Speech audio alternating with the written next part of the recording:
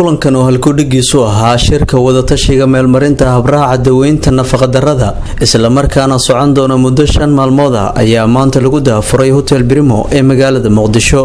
shirkan wadatashiga meelmarinta habraaca nafaqadarrada oo ay iska kaashanayeen wasaaradda caafimaadka iyo daryeelka bulshada ee Soomaaliya iyo hay'adda UNICEF ayaa ujeedkiisu ahaa isku keenista dhammaan hay'adaha dawliga ah heer federaal, heer maamul goboleed, kuwa maxalliga iyo kuwa heer caalami ah ee ka shaqeeya daryeelka nafaqadarrada iyo cuntada.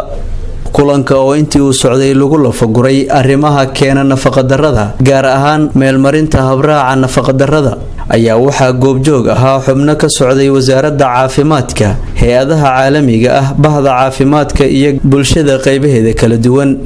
Dr. Khadiija Cali oo ku hadlaysay magaca wasaaradda caafimaadka kana hadashay madasha kulanka ayaa sharaxaad ka bixisay ahmiyadda kulankan. maanta wasaaradda caafimaadka iyo daryeelka bulshada waxaa sharaf weyn u ah in ay qabato shirka wadatashiga ee ansixinta habraaca maareynta isku dhafan ee nafaqadarrada.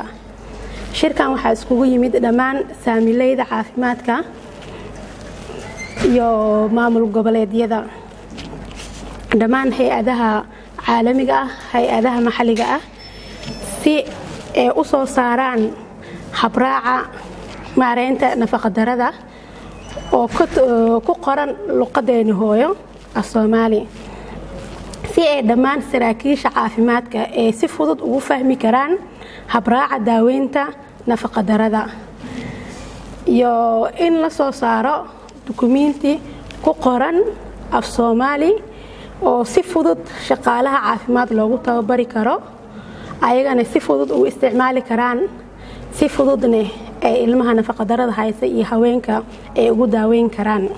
ka qaybgalayaasha barnaamijkan ansixinta habraaca daaweynta nafaqadarrada waxaa nagala soo qaybgalay bahda waxbarashada iyo dhammaan saamilayda caafimaadka ee iskugu jiraan macallimiinta jaamacadaha si ay nooga caawiyaan tarjumaada ama ansixinta dhanka luqadda.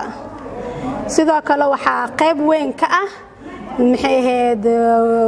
dowladda federaalka iyo dhammaan isteedyada qaybaha caafimaadka.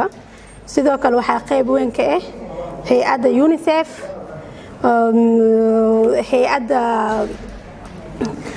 hay'adaha internationalka iyo FSNU, WFP, dhammaan hay'adaha local, international, UN looma kala harin iyo isteedyada waxbarashada. Axmed Raas Maxamed Faarax, 5 Somali TV, Muqdisho.